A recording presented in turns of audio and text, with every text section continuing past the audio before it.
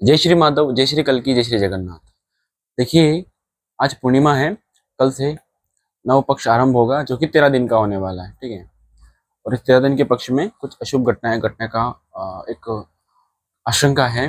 और कुछ न कुछ अशुभ होता ही है जब 13 दिन का पक्ष होता है। तो ठीक है, कोविड-19 के समय भी 13 दिन का पक्ष रहा है, महाभारत काल में भी 13 दिन का पक्ष रहा है। ऐसे कई प्रकार के 13 दिन के पक्ष आते हैं जब कलयुग समय चक्र चलता है और जब कलयुग का अंत निकट होता है। कलयुग के अंदर चीजें ज्यादा रहती है कि कहने की पक्ष जो होता है, समय चक्र जो होता है, काल की गति उसमें परिवर्तन आता है। आज हम देखते ही हैं कि हर त्योहार, हर व्रत, उपवास जो होते हैं उनको हम डबल डबल मना रहे हैं, आज भी है कल भी। ये सब तो कलयुग का है।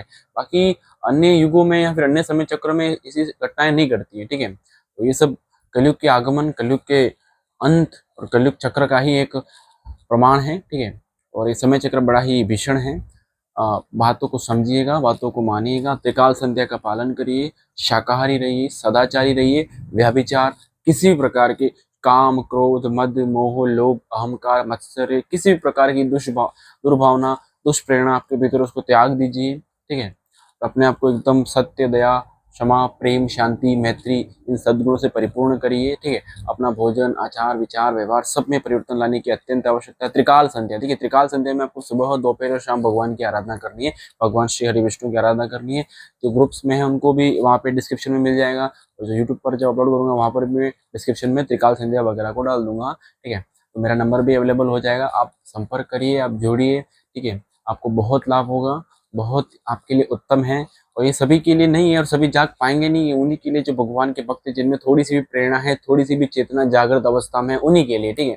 भारत में केवल 33 करोड़ लोग जिंदा रहेंगे जो कि मूलतः देवी देवता होंगे। ठीक है। इवन की जो देव रूप में है, जो भगवान के परम भक्त है, वही जिंदा रहने वाले हैं, वही उनका ही रहने वाला अस्तित्व, बाकी सब मिट जाने वाले हैं। ठीक है। जितना अभी आपको दिखता है ना पॉपुलेशन, और इवन ये तक कहा गया है कि जो आपकी धन दौलत है, वो जो धनी लोग है, उनका धन है वो बह के जाएगा, धन की वैल्यू खत्म हो जाएगी। जो धन आज जिसके पीछे आप भाग रहे हो ना, कि आपको लग रहा है कि मैं बहुत अर्जित कर लूं, उसका वैल्यू भी खत्म हो जाएगा। मतलब उस धन का कोई महत्व नहीं रहने वाला है आने वाले कुछ समय में। समय ज्यादा नहीं है, ये समय स्टार्ट हो जाएगा, इवन अभी से स्टार्ट हो चुका है। ठीक है। अब आपको दिखना जब तक स्टार्ट होगा, इवन आपको मैं चीज बताऊं कि भगवान के अवतार हमेशा हुए हैं। ठीक है। अभी भगवान श्री कल्कि का अवतार उड़ीसा में हो चुका है। ठीक है। अब वो गुप्त रूप में है। ठीक है। कलयुग है, कलयुग का अंत चल रहा है, तो ये समय चक्र उस योग्य नहीं है, इस ना इस जगत के, इस वर्तमान के सभी मानव इस योग्य है कि प्रभु को जाने। ना ही द्वापर युग में ये चीज घटी थी, ना ही त्रेता युग में घटी थी, ना ही किसी युग में घटती है। प्रभु का जो अवतार होता है, प्रभु के दर्शन जो होते हैं वो प्रभु के भक्तों को ही मिलते हैं, सामान्य लोगों के लिए दर्शन नहीं होते हैं। ठीक है। आप जैसे कि जाने तो द्वापर युग के अंदर भगवान श्री कृष्ण ने गोकुल मथुरा में जो अपना जीवन बताया बाल्यकाल, तो प्रभु के भक्त ही जान पाए। इवन जब वो स्वयं मतलब कि प्रकाशित हुए, बाहर आए, जनता में आए, तब भी सभी लोग उनको नहीं समझ पाए थे। ठीक है। यहाँ तक कि जो उनका यादव कुल, जिस यदुकुल में उन्होंने जन्म लिया, यदुकुल में वो जहाँ रहे, उनके वो यादव भाई बंधु भी उनको नहीं जान पा रहे थे। वो यही समझते थे कि ये कोई बस यदुकुल में सर्वश्रेष्ठ शिरोमणि है, बाकी जो जानते थे वही जानते। तो यही चीज होती है कि हम समुद्र में जिस प्रकार से मछली रहती है, उसको पता नहीं होता है कि वो समुद्र कितना बड़ा है। ठीक है। वो बस ये समझती है कि जल है, बस उसका जो महत्व होता है वो उतना ही जानती है। इसी प्रकार से हमारी बुद्धि है, हमारी बुद्धि की क्षमता छोटी है, तो हम नहीं जानते हैं। लेकिन कोई बता रहा है तो सुना करिए। ठीक है। समझा करिए। कोई कह रहा है तो कुछ उसके पीछे कुछ वजह होगी, कुछ रहस्य होगा। ठीक है। ऐसे कोई नहीं कहता है, और वो कोई कह रहा है तो वो भी कोई सामान्य नहीं है। ठीक है। प्रभु की प्रेरणा से कह रहा है, वरना कोई हर किसी की बस की बात नहीं है। ठीक है। हर किसी तक चीजें पहुंचेंगे नहीं। यहाँ पे अहंकार की बात नहीं, यहाँ पर बस सत्यता की बात बता रहा हूँ। पंडित काशीनाथ मिश्र जी हैं, आप जोड़िए उनसे। ठीक है। वो भी प्रभु प्रेरणा से ही इन चीजों का एक तरह से प्रचार प्रसार कर रहे हैं। भविष्य मालिका का, मालिका वचन चैनल है, @ श्री कल की अवतार चैनल है, कल की अवतार ऑफिशियल चैनल है, आप जोड़िए। आप यूट्यूब पर आपको मिल जाएंगे, आप संपर्क करिए। नंबर्स वगैरह भी अवेलेबल, कॉन्टैक्ट नंबर भी अवेलेबल कर देंगे। आपको कोई अधिक जानकारी चाहिए, आपको जानना है, आप संपर्क करिए और आप जानिए। देखिए, अभी शनि कुंभ राशि में गोचर कर रहा है, कुछ मंथ और महीने रहने वाले हैं। ठीक है। 2024 और मार्च में 27-29 तारीख तक शनि का जो गोचर है वो आ जाएगा मीन राशि में। और मीन राशि, देखिए, जल की 3 राशियां मानी गई है, 3, कर्क राशि, वृश्चिक राशि और मीन राशि। ठीक है। तो कर्क राशि एक शुद्ध जल है, वृश्चिक राशि कर्क राशि का जल आप मानिए नदी का जल है। ठीक है।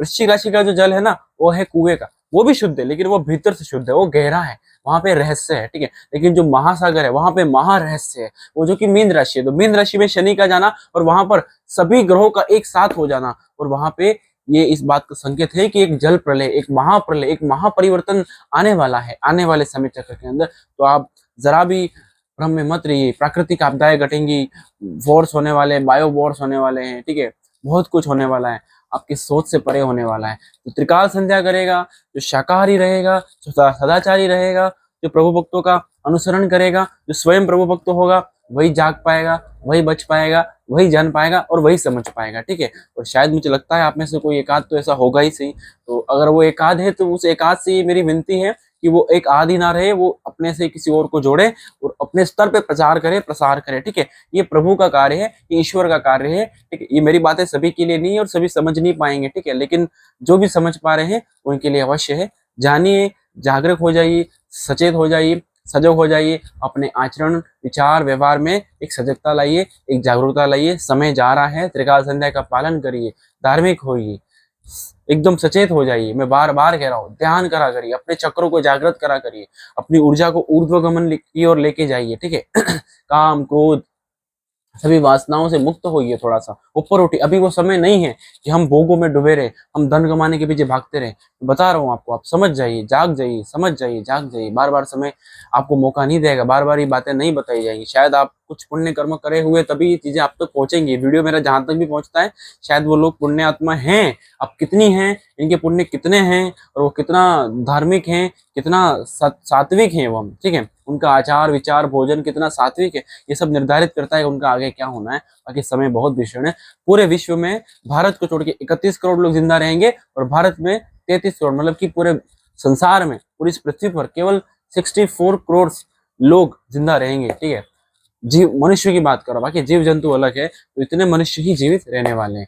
पूरे विश्व की बात कर रहे हैं, ठीक है। तो ये एक महापरिवर्तन है, एक महाविनाश की स्थिति बनने वाली है।